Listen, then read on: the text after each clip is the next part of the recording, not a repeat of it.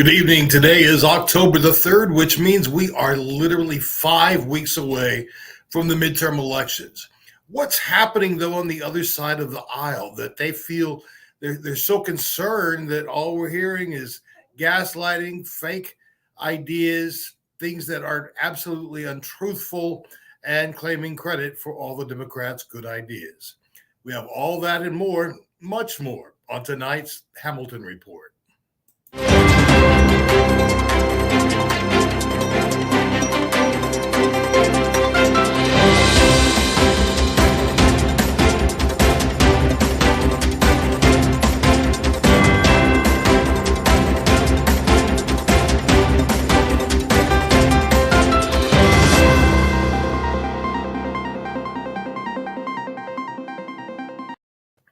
Good evening. I'm Scott J. Hamilton. Welcome to this week's Hamilton Report.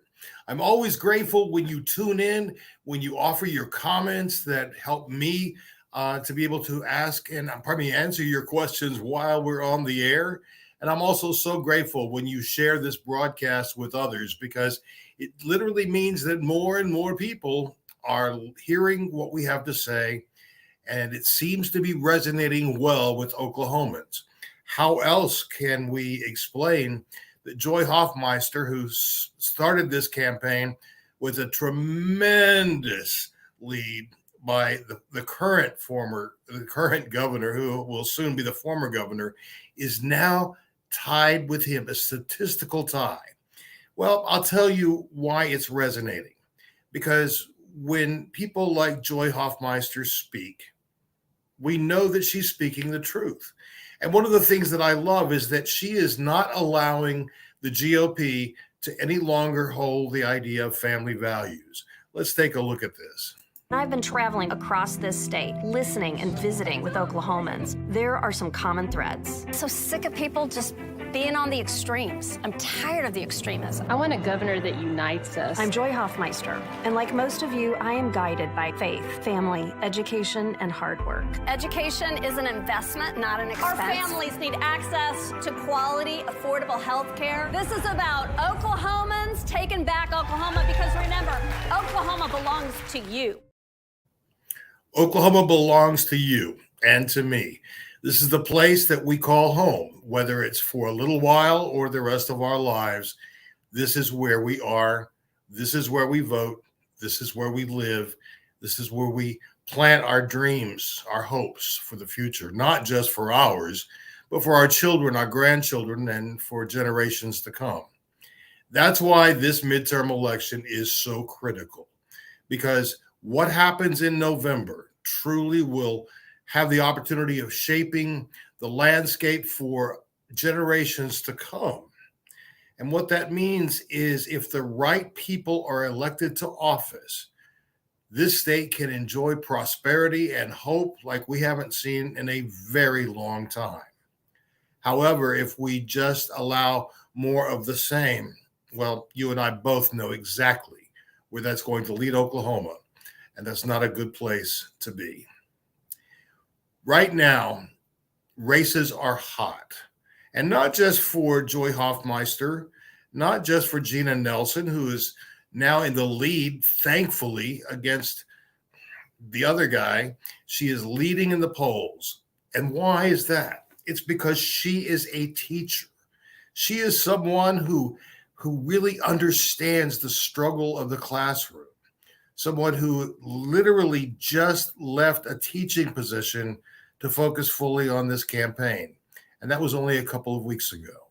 She knows what parents need. She knows what children need, and she knows what educators need.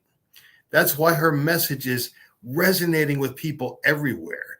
I'm going to share with you now a piece that I think just beautifully sums up not just Gina as a candidate, but truly as a person. This is where I grew up. Rural schools, dirt roads, pickup trucks, leaving our doors unlocked at night. This is my Oklahoma.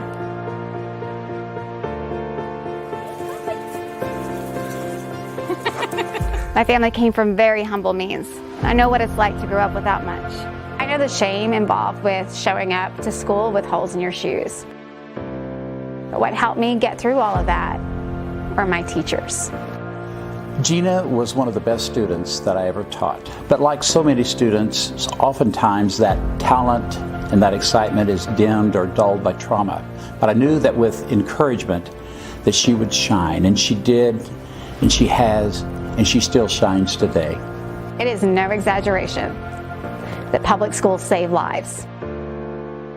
I know, because they saved mine.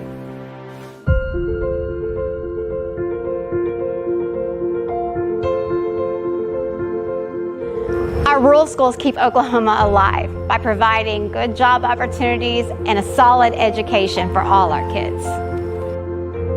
Under the Stitt-Walters regime, rural public schools are going to be the most vulnerable in the state of Oklahoma. They are an essential resource, they are the heart of the communities, and we have to keep them open. Because education is not Democrat or Republican. Education is important for all of us because our kids are counting on it. I'm Gina Nelson, and I'm running for state superintendent for all of us.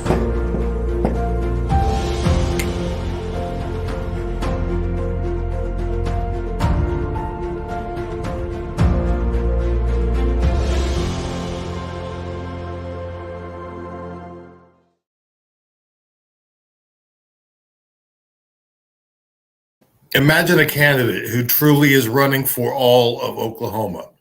Well, that message is being roundly heard and supported. I got a call from a classroom teacher last week, and she said, I need yard signs. And we were out both for Joy and Gina at the time, as well as Melinda. And so we didn't have any to offer. And she said, please call me the minute you get them in. I am a classroom teacher. I've been teaching for over 30 years, and I've never had so much hope as I have this year because of the positive focus on education.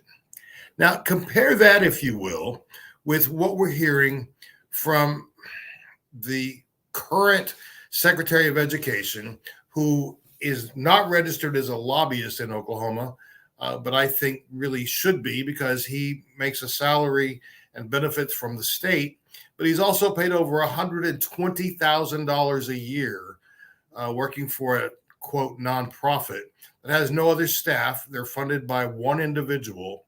And the entire purpose of that is to push school vouchers, privatizing public education.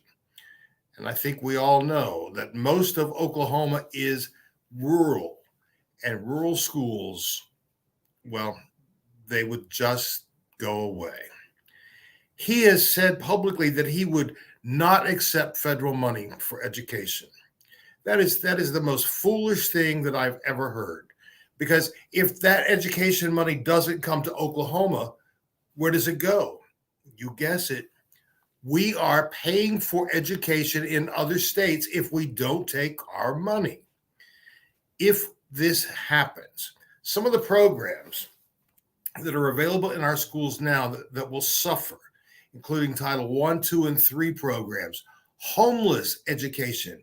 Think about that, eliminating schools that are specifically aimed at helping homeless kids learn. American Indian education, it would suffer. Tutoring programs, junior high school tutors, teacher professional development, yep, that would go away too. Instructional materials. Already we know the desperate state of instructional materials. Take away more money and there would be none. Grants, free and reduced lunches. Now, this is the most important thing of all. Most public school students are on free or reduced cost lunch programs. For many of them, that is the only meal that they will have that day. Some of them will be given backpacks to take home snacks for the weekend. But if we were to take away that money, that funding, we would eliminate school lunches for some of our neediest children. Food programs for low-income schools would just go away. Special education, yep, that would be cut to bare bones, virtually nothing. Rural school grant programs, gifted and talented programs. Think about that. We have gifted and talented programs for some of our brightest students to focus on their efforts, their energies, their talents, their abilities, so that they will go on to become future positive leaders in our state and in our nation. That would go away. School dropout prevention programs, nope, we wouldn't have those anymore. Tech prep programs, nope, those would go away as well. So you see what would happen if he follows through with that horrific campaign promise. Sadly, too often Republicans do just that. They make horrendous promises and they keep those promises. Look at some of the things that have happened with our federal delegation in Washington, D.C. To a person, they have voted against things to make life better for Oklahomans. Now imagine, why in the world would you vote against capping insulin prices? It costs less than $10 to make a vial of insulin. Why are some of the people in our state being charged as much as $900 to $1,500 a month just to stay alive? They all voted against it. Thankfully, President Biden and the Democrats were able to do it anyway. These same people who are supposedly representing Oklahoma all voted against providing funding for the Veterans Administration for some of the sickest veterans we have. We could go down the list. I'm not going to do that tonight. But I want you to realize that right now, the good people of Oklahoma, Democrats, Republicans, Independents, Libertarians, none of us have a voice in Congress. Our elected representatives are there for themselves.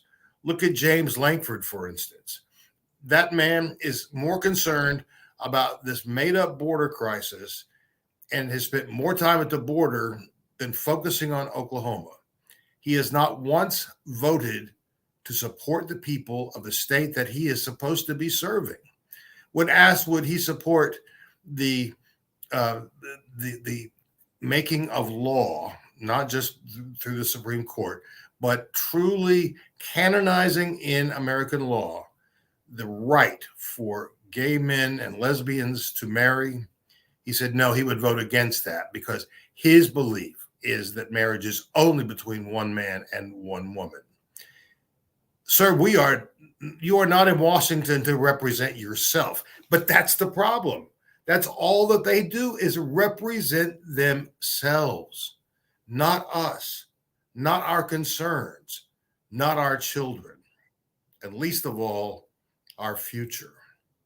Why would you vote again and again and again against stopping or at least slowing climate change? We're seeing every day the effects of climate change, not just here, but around the world. Other countries have been working hard at this. Finally, the U.S. is too, with zero thanks to Republicans. It's all the work of Democrats in Congress under the leadership of President Biden. So why then would we vote to send these people back to Washington? Every one of them has a job review coming up next month. And if we give them an F, then they don't get to go back. But it means we've all got to do our part. You know, I was going to focus just on Oklahoma, but I can't do that because things are so intertwined now that I want to share some other thoughts with you. If you recall, the Republican representatives in Congress from Florida voted against hurricane relief until their state needed it, and now they're begging money. They don't have to beg because President Biden has already promised the people of Florida that the U.S. government will be there to help them, and we are. FEMA has been on the ground since way before the first rain began from the hurricane. Yes, people are suffering, but it's not Republicans who are easing that suffering. Now they're begging for money, all for their own. Let's take another state, and I'll bring this back to Oklahoma in a moment. Mississippi received ARPA funds specifically for improving the water infrastructure in Jackson. Well, those funds were not spent appropriately, and therefore the people of Jackson were without clean drinking water for a month. And even now, there's no guarantee how long this system will stand up. It's predicted that it will fail again before the end of this calendar year. Speaking of ARPA funds, it's interesting that so many GOP governors around the country, including the governor of Oklahoma, the present temporary governor of Oklahoma, that they've crowed about the surplus that their budgets have, that they're such good fiscal managers. Well, wrong. The reason that many of them have such big surpluses is because of the infusion of cash from the federal government to make things better, the American Rescue Plan Act. But they don't talk about that benefit. Instead, they shifted around to claim credit for things that they never did. They were incapable of doing. We can't let that continue. If, God forbid, the GOP reclaims the House this November, you can absolutely be certain that one of the very first things that they would do is disband the January 6th committee and junk all of the findings and the efforts that have been put into that. The American people deserve to see this thing through. If you've watched even a little bit of any of the hearings when they've been on television or looked at them on the internet, you see just how perilously close we came to losing our democracy on January 6th. But we're not much better even now. Worse, though, if they got rid of the January 6th committee, no one would be punished for any of their wrongdoing. What's worse, they would open up all kinds of new investigations, fake investigations into perceived problems, thus tying up the Biden administration and so many Democrats with unnecessary litigation that would just go on and on and on. Now, if we find ourselves in a situation where both the House and the Senate are reclaimed by the GOP, well, first thing they're going to do is put a stop to anything President Biden is trying to accomplish for the good of our country. They will also hold open court vacancies until there is a Republican in the White House. We saw this play out. Mitch McConnell vowed that his only concern was keeping Obama from having a second time in office. Well, he failed at that. And then he said that he would not allow any Democratic president to appoint anyone to the Supreme Court under his watch. That's horrifying in our judicial system. That's exactly why we have a Supreme Court now, and today is the first day of the court's new session. The first Monday of October is when they begin their work. But imagine if we had a truly divided court in terms of conservatives and more progressive people, where they could come together for the good of the people. Instead, it's packed with conservatives, and we saw what happened with Roe. If people are not still angry about that decision, they should be, because I promise you, if the GOP has this House and the Senate, one of the first things to go would be they would ride high and install a national abortion ban.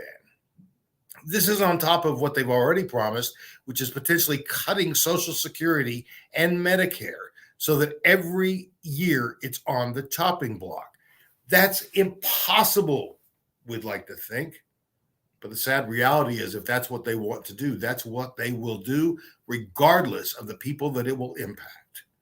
Already, our seniors are having a difficult time managing the cost of their medications, housing, groceries, and to think that that could be cut away. And what about people like me? I'm looking towards Social Security very closely now. It won't be many years. But to think if that goes away, I don't have a big nest egg sitting there ready for my retirement. and most Oklahomans don't. So to even propose such a thing, there should be marching in the street. Instead, people, I think, just believe that could never happen. Well, we've seen it happen. And I am tired of being gaslit. I don't know about you folks, but for me, I'm tired of being gaslit. I'm tired of the lies. One of the biggest lies I've heard most recently from Stitt is this commercial that he's got out that said, Kevin Stitt got it right on COVID. Really? Then why is Oklahoma ranked highest in the nation for COVID deaths per capita?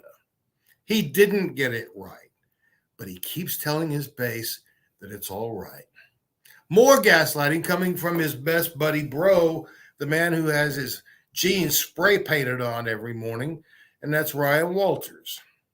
Yes, he is now saying that if he's elected, he will make sure that CRT is never taught in our classrooms. Sir, it's not taught in any classroom now, nor is it taught in any public school in the United States. Then he says, oh, well, I was responsible for helping write the curriculum. You wrote the curriculum, but you don't know that CRT is not in that curriculum? The man, imagine if this is the man in charge of public instruction in this state. Well, I don't need to say much more because you get the idea. You understand. We are at a place, my friends, that frankly, I never expected to see in my lifetime.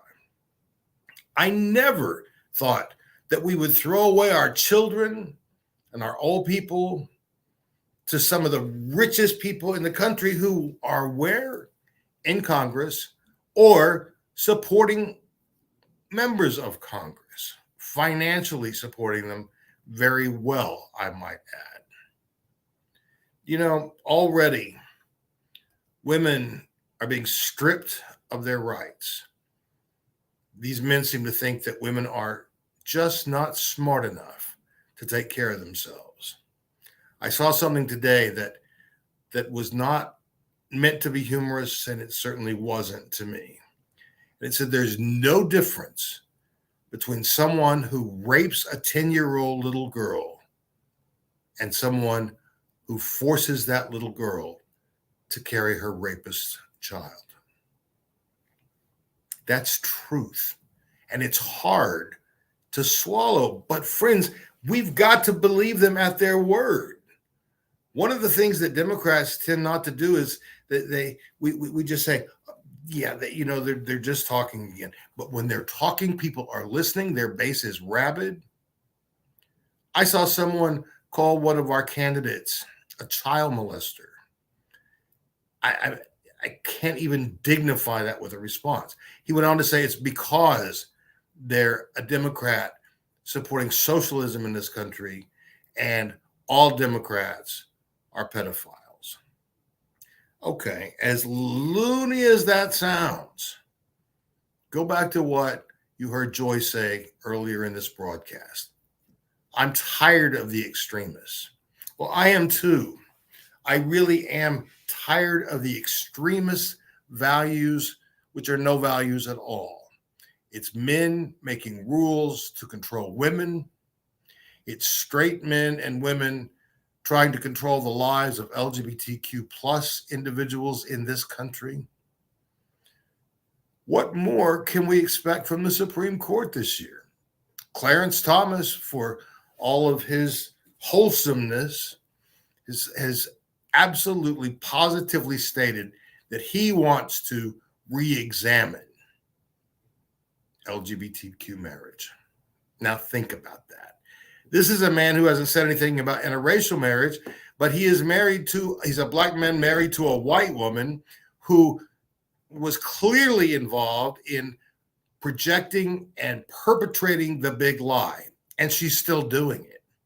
At Trump's rally this past weekend, he called her out by name, praising her for being strong in the committee, standing up for what he called the truth. The truth is he lost. The lie is that it was rigged. Show me the proof. Over 60 courts didn't see any proof. So how is it, Jenny Thomas, the person you claim to be who doesn't ever talk about her life with her husband? Yeah, you did. Yes, you did. And Clarence, you know what your wife was up to, and you should recuse yourself forever from sitting on any decision related to the January 6th incident or to Trump in general. He won't do that, of course, because that would be the good and right thing to do. But it's not limited to just him. We could see dramatic changes in this country with all at the swipe of a pen from the Supreme Court. Thankfully, we have a new justice who makes sense and makes sense of issues, but she can't do it by herself. And so you see where we are. It sounds like a real big political mess, doesn't it? Worse than that, it's a national mess. It's a national problem for our country. You see, things are going to go one of two ways next month. We are going to support our candidates in Oklahoma. Maria Bowman is one of the brightest people I think I have ever had the pleasure to meet. You saw her on this broadcast. She's running for Corporation Commission, and she doesn't believe that utilities should just get to hike rates and get a stamp of approval every time they come to the Corporation Commission. She's too smart for that. She's the kind of leadership that we need. We look at Melinda Alzade-Fard running for lieutenant governor. This is someone with deep compassion for people. She is an immigration attorney and has done a lot of work helping people realize their dreams, their possibilities in this country, in this state. And that's what she'll do as lieutenant governor. I could enumerate through all of them, but I'll just remind you that if there are any candidates on the Democratic side of the ticket that you don't know, please take a moment and check them out on our website, okdemocrats.org, and you'll find an entire bio of every candidate running for every position in the state of Oklahoma, State House, Senate, all the statewide offices, and certainly our congressional and senatorial candidates. Friends, we have choices this November. We have choices that we have to make, and I'll tell you why. If we don't choose correctly, our choices, one by one, will be taken away. The majority of Republicans in the United States still believe the last election was stolen. A majority. A full third of Republicans say they would rather have an unelected head of state, president, that they did not vote for, who does a good job, than a president elected by the people. These are dangerous times. And I'm not being overly zealous here or alarmist or melodramatic. If you live in Oklahoma, you know exactly what I'm talking about. So friends, now in these final days, before we head to the polls, please spend an hour helping a candidate, a half a day if you can. They're not asking you for your arm and leg. They're just asking for a little bit of time, because we have to get these doors knocked. Reach out, see who's running in your community, and talk to that person and say, I don't have much, but I can give you a hand, whatever that may be, because together we are going to make Oklahoma proud again. And we're going to make the rest of the nation look at us and say, I didn't think they had it in them, but we do, because we have something we haven't had in a long time. Democrats and Oklahomans in general, we have hope. It all depends on us turning out to vote, not just us voting, but getting everyone we know to vote. We have just a few days left before the October 14th deadline for voter registration. If you know anyone who's not registered, talk to them, get them registered. And more importantly, right after the Roe decision, we saw a tremendous influx of new registrations for women. It's not enough to register. We now have to help them vote. Reach out to your friends, your community, and together, I promise we are going to create a future that our grandchildren will thank us for. Friends, we are all out of time tonight. I'm so thankful for the time that we spend together. Thank you for tuning in. I hope that something that has been said tonight will spark your interest to become involved in ways that maybe you haven't before. We all need each other, and our country needs us too. Let's step up, let's step out, let's make this positive change for Oklahoma. I'll be back again next week at 6:30. Until then, thank you again for tuning in. Please feel free to share this message with anyone far and wide, because they need to know that their choices may diminish after November. On behalf of all of us here at the Oklahoma Democratic Party, I'm Scott J. Hamilton, thanking you for tuning in. Please take good care of yourself until we're back together again next week. Good night.